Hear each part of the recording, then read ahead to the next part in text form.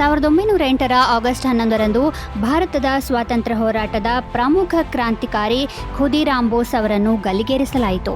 ಖುದೀರಾಮ್ ಬೋಸ್ ಅವರು 1908ರಲ್ಲಿ ಮುಜಾಫರ್ಪುರದಲ್ಲಿ George Kingsford ಅವರ ಹತ್ಯೆಯನ್ನು ಯೋಜಿಸಿದ್ದರು. ಜಾರ್ಜ್ ಕಿಂಗ್ಸ್ಫೋರ್ಡ್ ಕ್ರಾಂತಿಕಾರಿಗಳ ವಿರುದ್ಧ ಕಠಿಣ ಶಿಕ್ಷೆಗಳನ್ನು ನೀಡುವ ಮೂಲಕ ಕುಖ್ಯಾತರಾಗಿದ್ದರು. ಆದರೆ ಒಂದು ತಪ್ಪಿನಿಂದ ಖುದೀರಾಮ್ ಬೋಸ್ ಅವರ ಯೋಜನೆ ವಿಫಲವಾಯಿತು. ವಾಸ್ತವವಾಗಿ ಕಿಂಗ್ಸ್ಫೋರ್ಡ್ 1908ರ ಏಪ್ರಿಲ್ 30ರಂದು ರಾತ್ರಿ 8:30ಕ್ಕೆ ಗಾಡಿಯಲ್ಲಿ ಹೊರಟಿದ್ದರು. ಗಾಡಿ ಕಿಂಗ್ಸ್ಫೋರ್ಡ್ ಮನೆಯನ್ನು ತಲುಪಿದಾಗ ಖುದೀರಾಮ್ ಬೋಸ್ ತನ್ನ ಸಹಚರರೊಂದಿಗೆ ಗಾಡಿಯ ಮೇಲೆ ಬಾಂಬ್ ಎಸೆದರು. ಆದರೆ ಕಿಂಗ್ಸ್ಫೋರ್ಡರ ಪ್ರಾಣ ಉಳಿಯಿತು.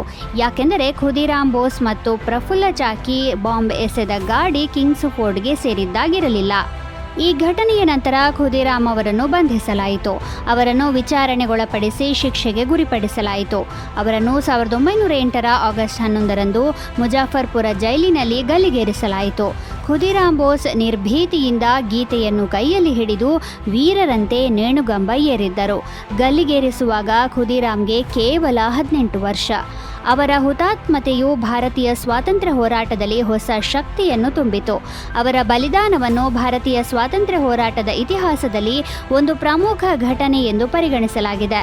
ಅದೇ ಸಮಯದಲ್ಲಿ ಕ್ರಾಂತಿಕಾರಿ ಪ್ರಫುಲ್ಲ ಚಾಕಿ ಬ್ರಿಟಿಷರ ಕೈಗೆ ಸಿಕ್ಕಿ ಬೀಳುವುದಕ್ಕಿಂತ ತಾನೇ ಸ್ವತಃ ಪ್ರಾಣತ್ಯಾಗ ಮಾಡಲು ನಿರ್ಧರಿಸಿದರು ಮತ್ತು 1908ರ ಮೇ 2ರಂದು ಸ್ವತಃ ಗುಂಡು ಹಾರಿಸಿಕೊಂಡರು.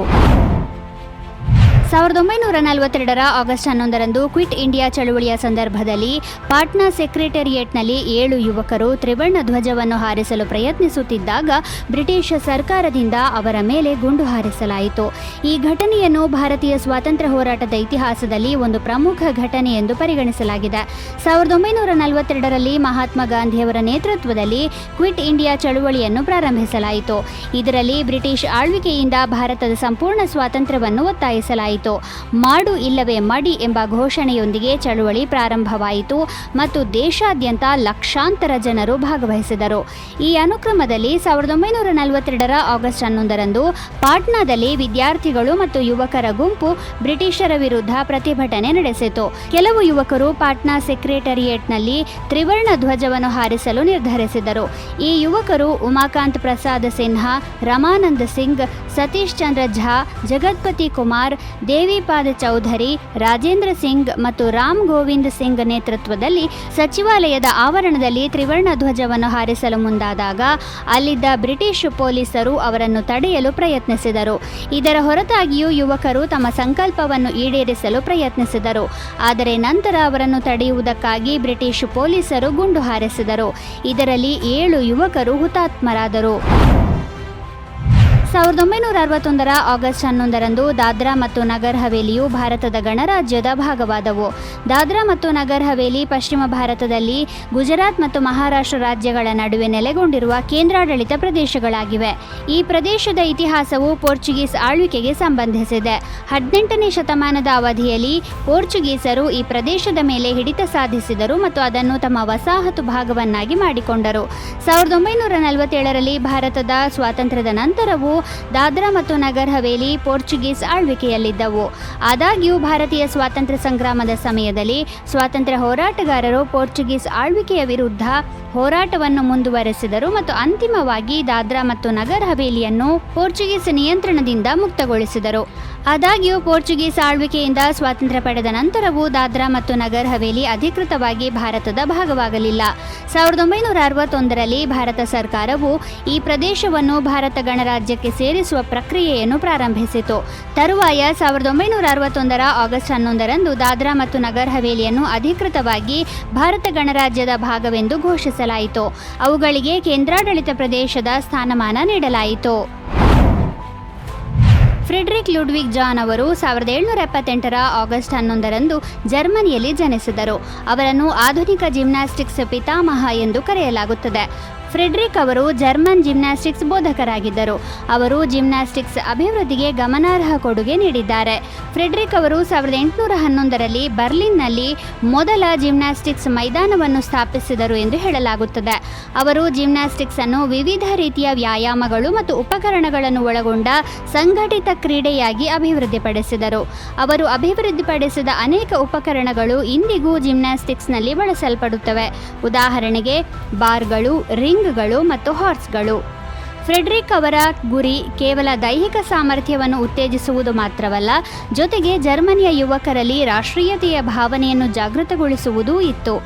ಅವರು ಸಮಾಜವನ್ನು ಬಲಪಡಿಸುವ ಮತ್ತು ಆರೋಗ್ಯಕರವಾಗಿಸುವ ಸಾಧನವಾಗಿ ಜಿಮ್ನಾಸ್ಟಿಕ್ಸ್ ಅನ್ನು ನೋಡಿದರು.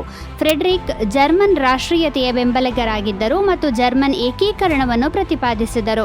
ಅಷ್ಟೇ ಅಲ್ಲ, 1813ರಲ್ಲಿ ಫ್ರೆಂಚ್ ಸಾಮ್ರಾಜ್ಯದ ವಿರುದ್ಧದ ಯುದ್ಧದಲ್ಲಿ ಭಾಗವಹಿಸಿ ಜರ್ಮನಿಯ ಸ್ವಾತಂತ್ರ್ಯಕ್ಕಾಗಿಯೂ ಹೋರಾಡಿದರು. ಅವರ ರಾಷ್ಟ್ರೀಯತಾವಾದಿ ಚಟುವಟಿಕೆಗಳಿಂದಾಗಿ ಅವರನ್ನು 1819ರಲ್ಲಿ ಬಂಧಿಸಲಾಯಿತು ಮತ್ತು 1825ರವರೆಗೆ ಜೈಲಿನಲ್ಲಿಡಲಾಯಿತು. ಫ್ರೆಡ್ರಿಕ್ ಲುಡ್ವಿಗ್ 1852ರ ಅಕ್ಟೋಬರ್ 15ರಂದು ಕೊನೆಯುಸಿರೆಳೆದರು. ಅವರ ಮರಣದ ನಂತರ ಜರ್ಮನಿ ಮತ್ತು ಇತರ ದೇಶಗಳಲ್ಲಿ ಜಿಮ್ನಾಸ್ಟಿಕ್ಸ್ ಸಂಪ್ರದಾಯವನ್ನು ಜೀವಂತವಾಗಿ ಇರಿಸಲಾಯಿತು. 2003ರ ಆಗಸ್ಟ್ 11ರಂದು ನ್ಯಾಟೋ ಅಂದರೆ ನಾರ್ತ್ ಅಟ್ಲಾಂಟಿಕ್ ಟ್ರೀಟಿ ಆರ್ಗನೈಸೇಷನ್ ಅಫ್ಘಾನಿಸ್ತಾನದಲ್ಲಿ ಅಂತಾರಾಷ್ಟ್ರೀಯ ಭದ್ರತಾ ಸಹಾಯ ಪಡೆಯ ಅಂದರೆ ISAFನ ಆಜ್ಞೆಯನ್ನು ತೆಗೆದುಕೊಂಡಿತು. ನ್ಯಾಟೋ ತನ್ನ ಸಾಂಪ್ರದಾಯಿಕ ಯುರೋಪಿಯನ್ ಪ್ರದೇಶದ ಹೊರಗೆ ಕಾರ್ಯಾಚರಣೆಯ ಜವಾಬ್ದಾರಿಯನ್ನು ವಹಿಸಿಕೊಂಡಿದ್ದು ಇದೇ ಮೊದಲು. ವಾಸ್ತವವಾಗಿ ಅಫ್ಘಾನಿಸ್ತಾನದಲ್ಲಿ ತಾಲಿಬಾನ್ ಆಡಳಿತವನ್ನು ಉರುಳಿಸಿದ ನಂತರ ದೇಶದಲ್ಲಿ ಸ್ಥಿರತೆ ಮತ್ತು ಶಾಂತಿಯನ್ನು ಸ್ಥಾಪಿಸಲು ವಿಶ್ವಸಂಸ್ಥೆಯ ಭದ್ರತಾ ಮಂಡಳಿಯು 2001ರ ಡಿಸೆಂಬರ್ನಲ್ಲಿ ISAF ಅನ್ನು ಸ್ಥಾಪಿಸಿತು. ಕಾಬೂಲ್ ಮತ್ತು ಅದರ ಸುತ್ತಮುತ್ತಲಿನ ಪ್ರದೇಶಗಳಲ್ಲಿ ಭದ್ರತೆಯನ್ನು ಖಚಿತಪಡಿಸುವುದು ಇದರ ಉದ್ದೇಶವಾಗಿತ್ತು. ISAF ಆರಂಭದಲ್ಲಿ ವಿವಿಧ ದೇಶಗಳ ಆಜ್ಞೆಯ ಅಡಿಯಲ್ಲಿತ್ತು. ಆದರೆ 2003ರ ಆಗಸ್ಟ್ 11ರಂದು ನ್ಯಾಟೋ ಅಧಿಕೃತವಾಗಿ ISAFನ ಆಜ್ಞೆಯನ್ನು ತೆಗೆದುಕೊಂಡಿತು.